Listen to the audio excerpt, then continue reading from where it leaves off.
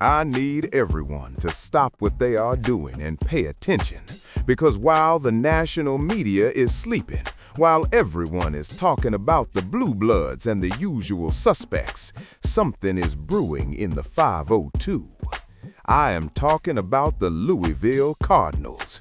They are sitting at 9-2 right now, and number 11 in the country.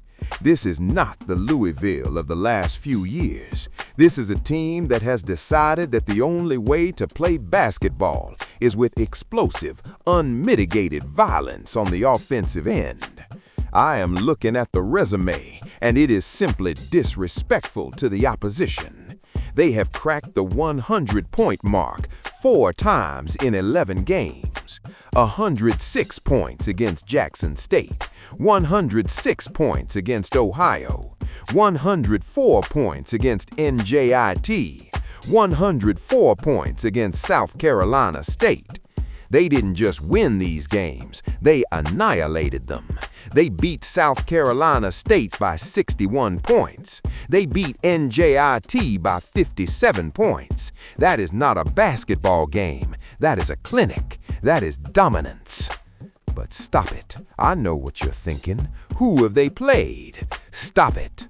They welcomed the Kentucky Wildcats, their arch nemesis, into the Yum Center, and they dropped 96 points on their head in a massive victory.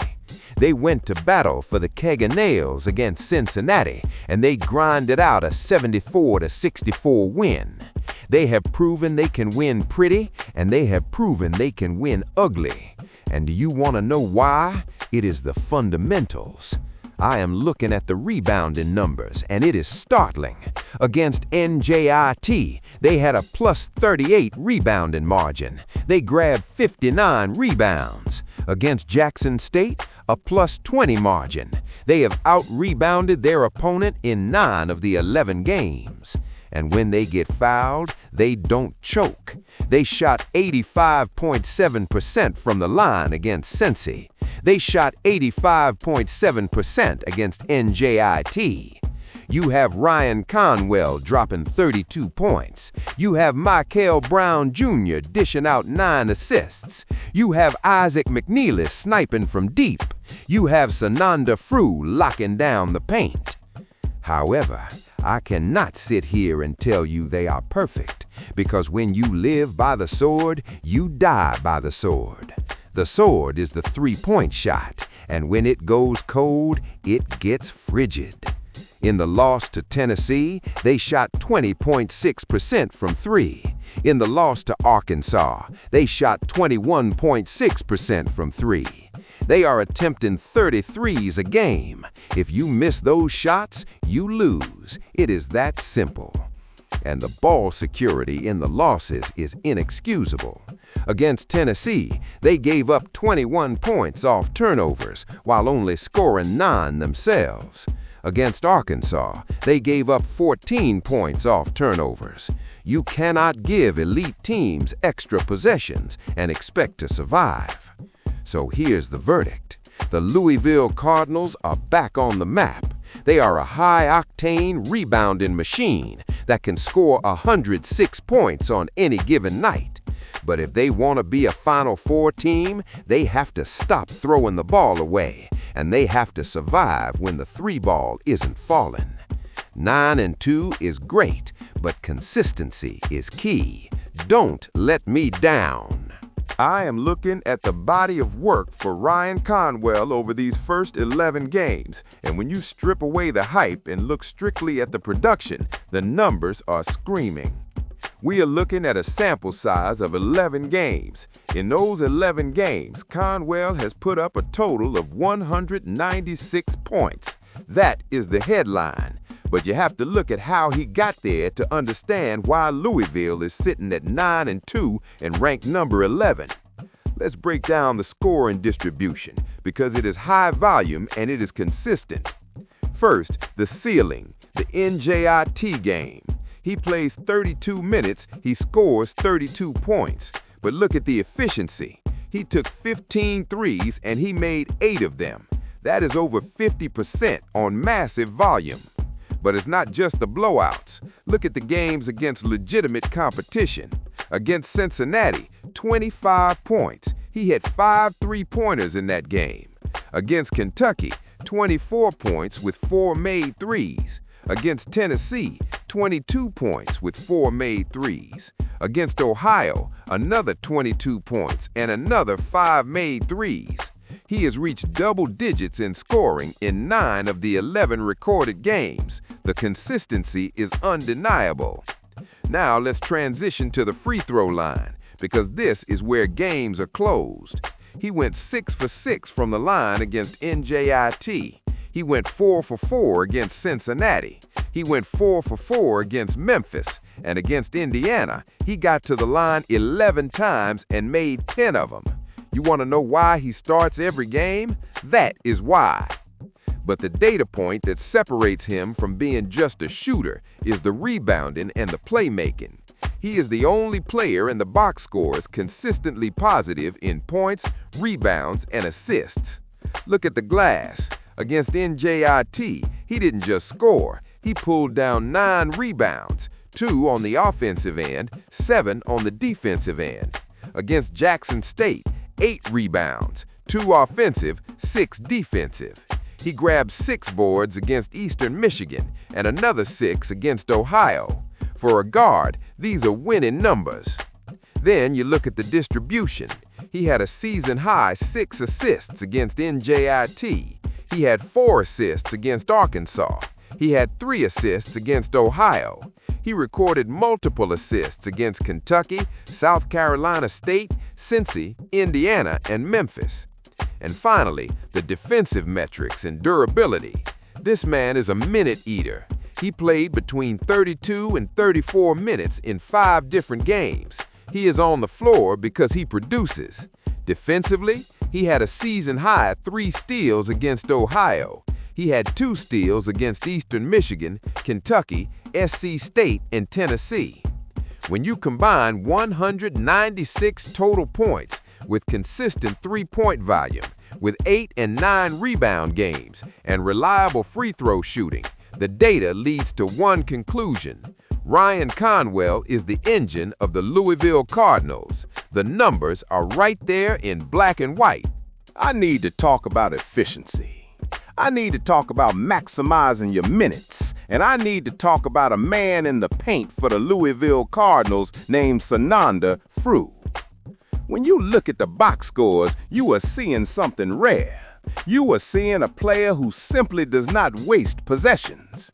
Let's look at the shooting percentage, because frankly, it is startling. Against the Kentucky Wildcats, he went 4 for 4 from the field. Perfect. Against Indiana, he went 3 for 3 from the field. Perfect. Against Memphis, he went 5 for 5 from the field. Perfect. That is 3 separate games where the man did not miss a shot from the floor. Even when he misses, it is rare. Against Jackson State, he shoots 6 for 8 for 12 points. Against Arkansas, he shoots 7 for 9 for a season-high 14 points. He also dropped 14 points against Ohio. And do not think he's one-dimensional. The man stepped out and hit a 3-pointer against South Carolina State. He hit another 3-pointer against Indiana. And when you foul him, he makes you pay. He went a perfect 6 for 6 from the free throw line against Ohio. He went 2 for 2 against Kentucky. Now let's transition to the glass, because you cannot teach motor. He pulled down a season-high 8 rebounds against South Carolina State. He matched that with 8 rebounds against Arkansas. But dig deeper into those numbers. It is the offensive glass where he's demoralizing opponents. Against South Carolina State, he grabbed 6 offensive rebounds. 6. He had 4 offensive boards against Jackson State. He had 4 offensive boards against Memphis. He is creating second-chance points simply by outworking the opposition. Defensively, the presence is undeniable. He recorded a season-high 2 blocks against Kentucky. He had 2 blocks against South Carolina State. He had 2 blocks against Cincinnati. He registered at least 1 block in 7 total games. And he showed quick hands against Indiana, coming up with a season-high 3 steals and added another 2 steals against Cincinnati. However, we have to look at the entire picture. It has not all been perfect. There is volatility in the decision-making. While he showed he can pass, dishing out 3 assists against Kentucky and 3 assists against Tennessee, the consistency is not there. He recorded 0 assists against Eastern Michigan, 0 against Jackson State, and 0 against Cincinnati. And the turnovers later in the season are a legitimate concern.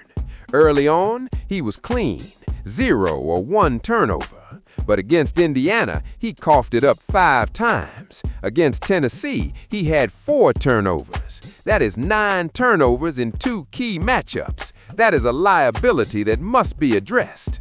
But when you step back and look at the aggregate, the 5-for-5 nights, the offensive rebounding, the rim protection, Thru is an incredibly efficient interior anchor.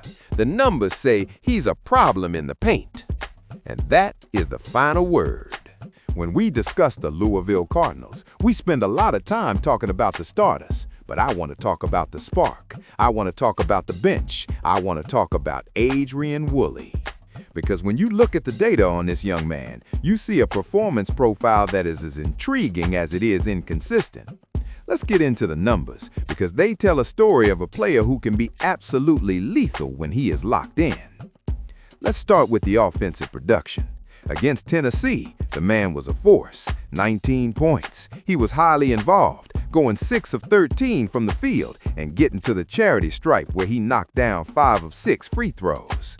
Then you look at the NJIT game. Efficiency, ladies and gentlemen. He shot 5 of 6 from the floor for 15 points. That includes going 2 of 3 from beyond the arc. And speaking of the 3-ball, look at the Memphis game. He went 5 for 8 from 3-point range. When he decides to let it fly, he is a problem. However, there is another side to this coin. We have to be honest. The scoring fluctuation is real. Against Indiana, he played, he took 3 shots, he missed all 3, 0 points. Against Kentucky, there's a discrepancy in the record, but the box score shows 9 points, while other metrics suggest a struggle. You cannot have those vanishing acts if you want to be a reliable factor at the next level. But, and this is a big but, where Adrian Woolley earns his keep is in the grind categories, the rebounding and the defense. This man is a guard, but he is hitting the glass like a power forward. He secured 6 rebounds in 3 separate games, Eastern Michigan, Ohio, and Indiana. And listen to this, against Ohio, 4 of those 6 rebounds were on the offensive end. That is effort, that is desire. He followed that up with 5 rebounds against Jackson State, 5 against Kentucky, and 5 against Arkansas. He is a consistent contributor on the boards every time he steps on the floor. And defensively, he is a thief. A season-high 3 steals against Eastern Michigan, 2 steals against Jackson State, 2 against Ohio, 2 against NJIT.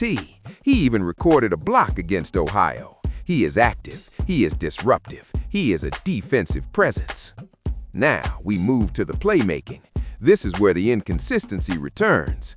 Against Memphis, he gave you 3 assists. Against Ohio, Arkansas, and Indiana, he gave you 2 assists. But then, 0 assists against Kentucky, 0 assists against Cincinnati. The distribution has to be more consistent. But I will give credit where it is due. Ball security. Adrian Woolley recorded 0 turnovers in 4 different games, Eastern Michigan, NJIT, Ohio, and Indiana. His season high was only 2 turnovers against Memphis. For a guy coming off the bench and playing with that much energy, to have 0 turnover games against that level of competition is impressive. So here is the bottom line on Adrian Woolley.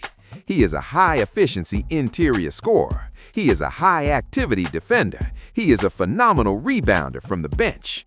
If he can bridge the gap between those 19-point nights and the 0-point nights and find a consistent rhythm in his playmaking, Louisville has a weapon that nobody wants to see. The numbers are clear. The talent is there.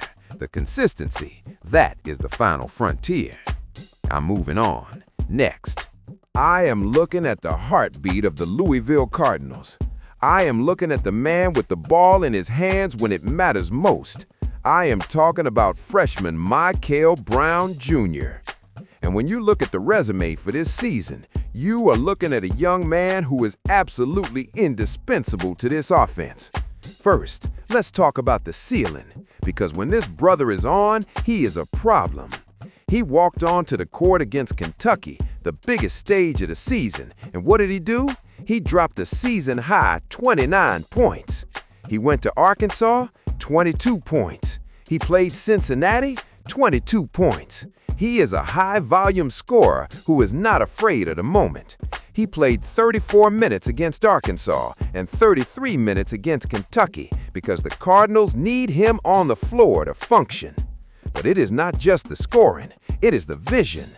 Against Jackson State, he was the quintessential floor general, dishing out a season-high 9 assists. Against Ohio, 7 assists. Against Cincinnati, 6 assists. Against Kentucky, 5 assists. He is finding people. He is making the offense hum. And let me tell you what I love most. I love a closer. I love a man who steps to the free throw line and does not flinch. Against Kentucky, in the heat of battle, he went 10 of 11 from the stripe. Against Jackson State, a perfect 6 for 6. Against Indiana, a perfect 5 for 5. Against SC State, a perfect 2 for 2. In those 5 critical games, he made 24 of 28 free throws. That is reliability. That is focus. However, I cannot sit here and ignore the volatility. I cannot ignore the roller coaster ride, because while he is handing out assists, he is also handing the ball to the other team. He committed a season-high 6 turnovers against Jackson State. He had 4 turnovers against Cincinnati. He had 4 turnovers against SC State. He had 3 more against Ohio.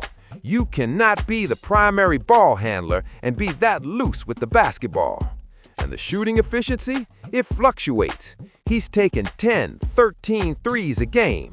He took 13 attempts from deep against Arkansas. He took 10 attempts against Kentucky and NJIT.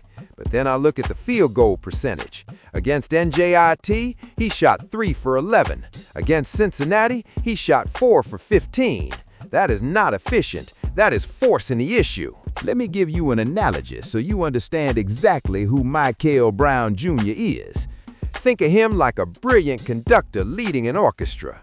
He directs the flow. He ensures everyone gets the ball. That's the 9 assists. And during the critical solos, he is perfect. That's the 10 of 11 free throws. But sometimes the instrument malfunctions and he shoots 4 for 15. And occasionally, he drops the sheet music entirely and commits 6 turnovers. But make no mistake, when he missed the Tennessee game for a lower back injury, his absence was felt. He is the engine. He is the conductor. But for Louisville to go where they want to go, the conductor needs to stop dropping the sheet music. I'm done. I want to talk about spacing. I want to talk about gravity. I want to talk about the man who makes the defense extend all the way to the parking lot. I am talking about Isaac McNeely. When you look at the Louisville Cardinals, you are looking at a young man who has established himself as an elite, high-volume sniper. Ladies and gentlemen, the numbers from beyond the arc are simply beautiful to behold. He is a 3-point specialist in every sense of the word. Look at the consistency. He has scored in double figures in 7 out of the 11 documented contests. But it is how he gets those points that matters.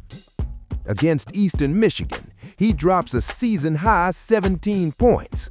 How? By hitting 5 of 9 from 3-point range. Against NJIT, he drops another 17 points. How? By hitting 5 of 10 from 3-point range.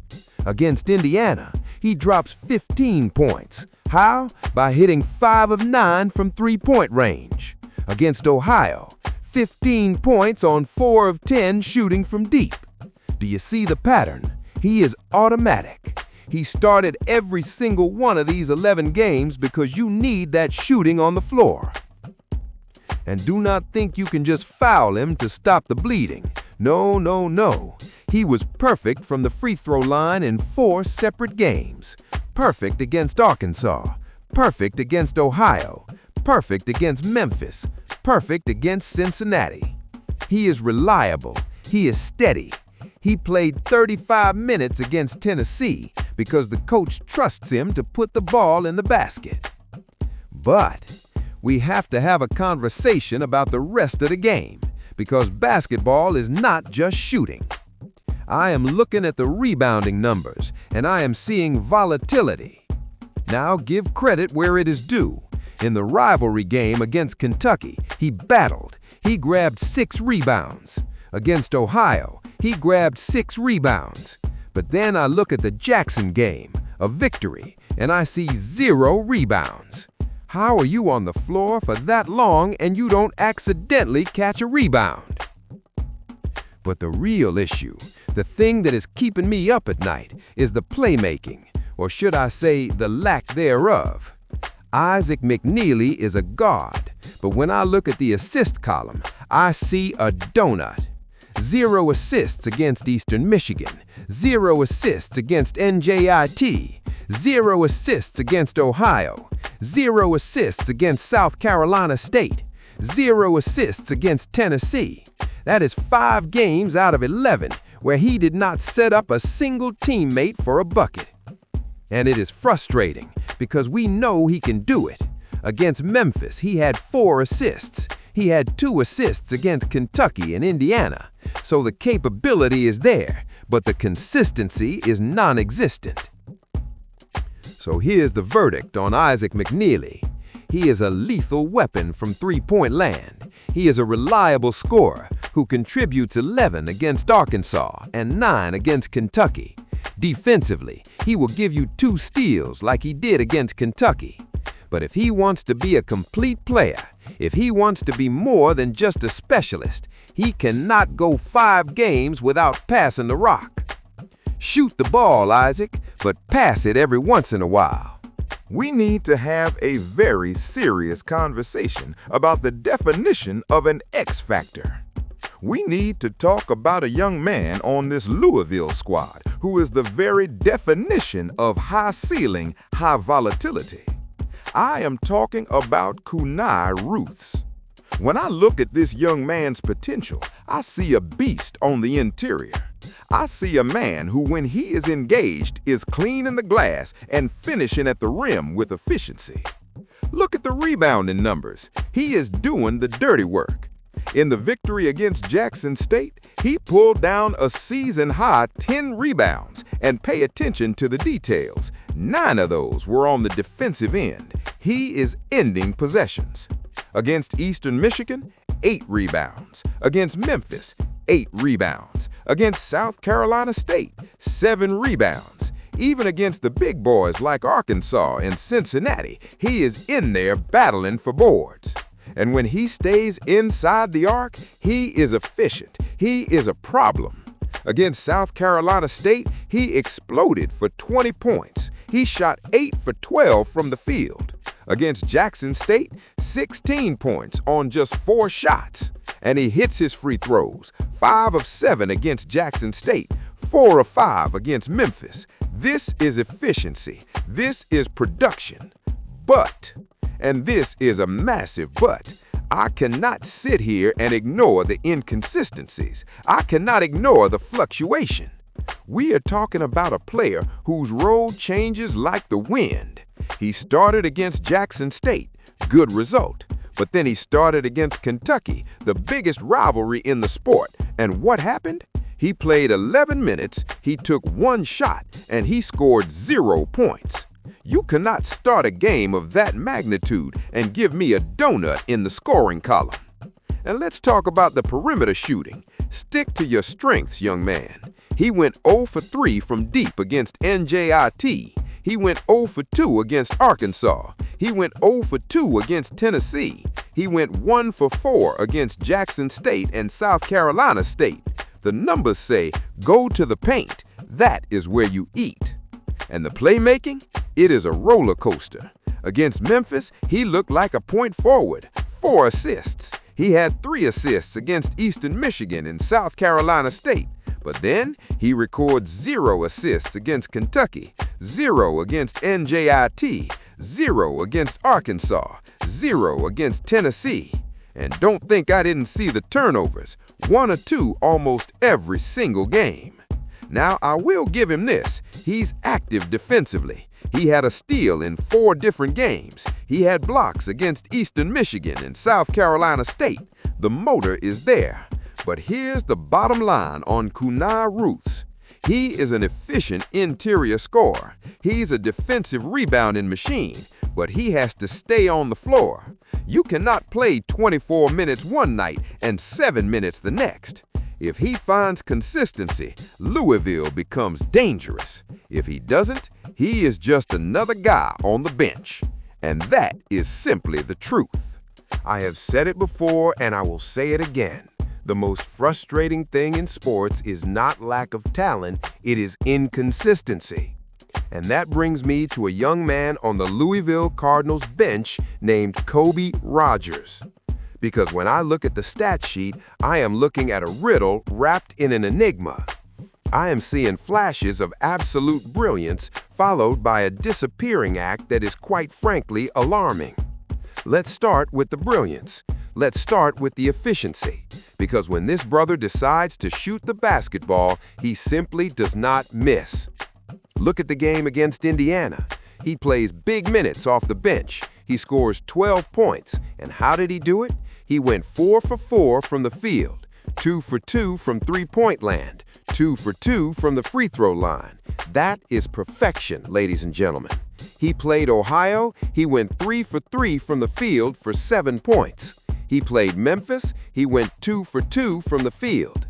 Against South Carolina State, he went to the free throw line 6 times and made all 6 of them. When he is engaged, he is the most efficient offensive weapon on the roster. But we have to talk about the vanishing acts. You cannot be that efficient one night and then give me absolutely nothing the next.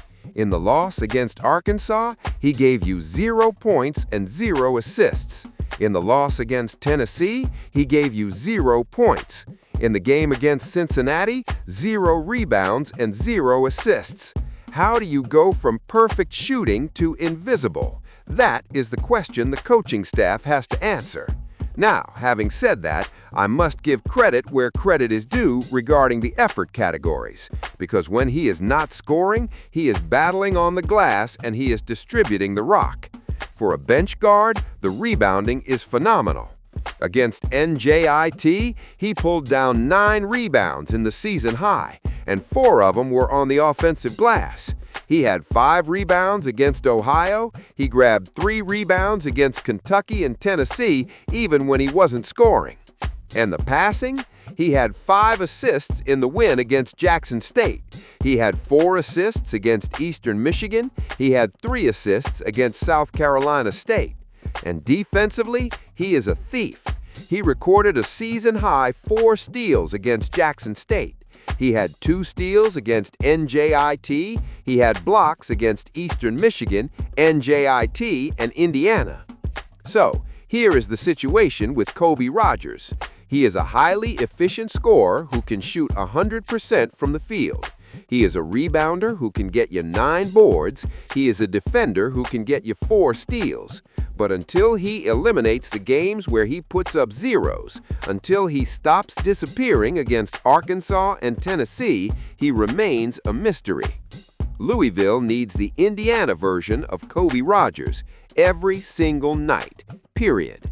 I want to talk about a man who understands that basketball is a contact sport. I want to talk about a man who is not afraid to get his hands dirty in the paint. I'm talking about Javon Hadley. When you look at the Louisville Cardinals, you see flash, you see shooting. But when you look at Javon Hadley, you see substance.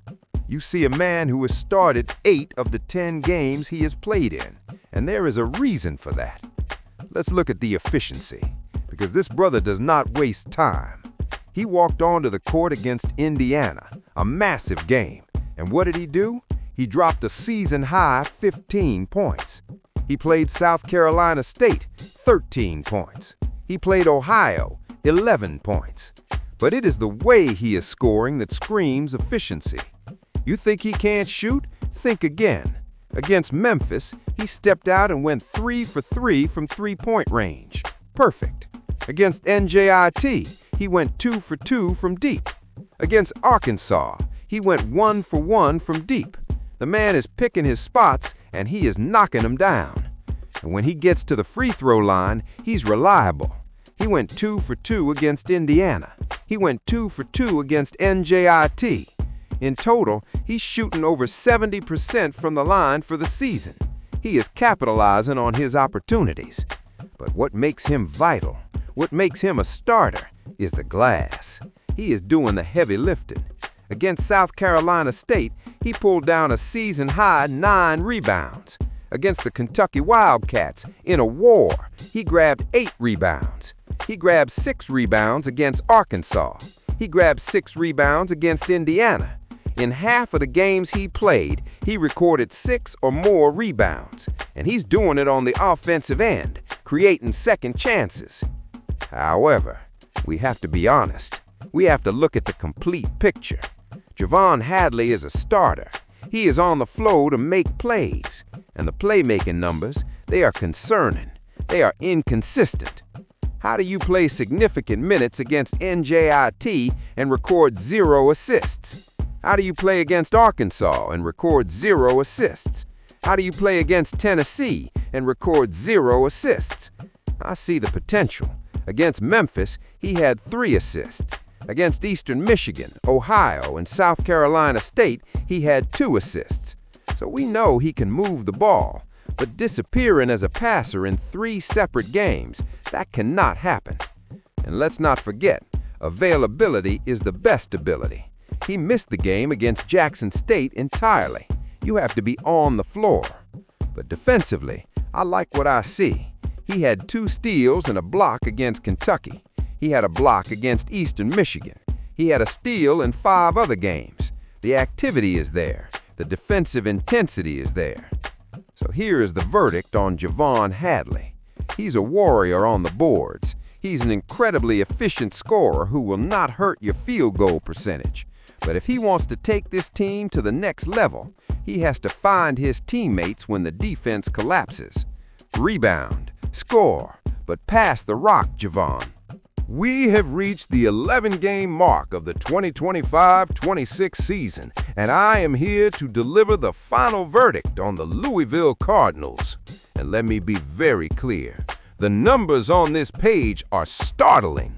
We are looking at the number 11 ranked team in the nation. We are looking at a 9-2 record. But it is not just that they are winning. It is the manner in which they are decimating the opposition. This offense is not just good, it is explosive. In 4 separate games, they have scored 104 points or more. They beat South Carolina State by 61 points. They beat NJIT by 57 points. That is not a victory. That is a public dismissal. That is disrespectful. And do you want to know why? Because they are playing bully ball on the glass. Against NJIT, they had a rebounding margin of plus 38, 59 rebounds to 21. They are cleaning the glass, and they are turning defense into offense, logging 36 points off turnovers against South Carolina State alone. They are launching threes like there is no tomorrow, attempting 30 or more in 5 contests. And when they're hot, like against Memphis, they shoot 51.4% from deep and 55% from the field. And do not overlook the free throws. In 3 games, they converted 85.7% from the line. That is discipline. You have Ryan Conwell and Michael Brown Jr. putting up video game numbers as high-volume scorers. You have the depth, Sananda Thru, Connie Ruths, Javon Hadley, Isaac McNeely, providing efficient shooting and rebounding. The roster is loaded. However, I cannot sign off on this season without addressing the elephant in the room, the Achilles heel. Because as impressive as the 9-2 are, The 2 losses against Arkansas and Tennessee expose a fatal flaw. When the 3 ball is not falling, this team looks mortal. In the loss to Arkansas, they shot 21.6% from 3. In the loss to Tennessee, they shot 20.6% from 3. You cannot rely on the 3-point shot to that degree if you cannot make them when the pressure is on. And the ball security in those games, they were giving up points off turnovers instead of scoring them. So, here's the summary. The Louisville Cardinals are a high-octane rebounding juggernaut that can beat you by 60 points when they're clicking. But until they prove they can win a grinder when the shots aren't falling, the jury is still out on January and February.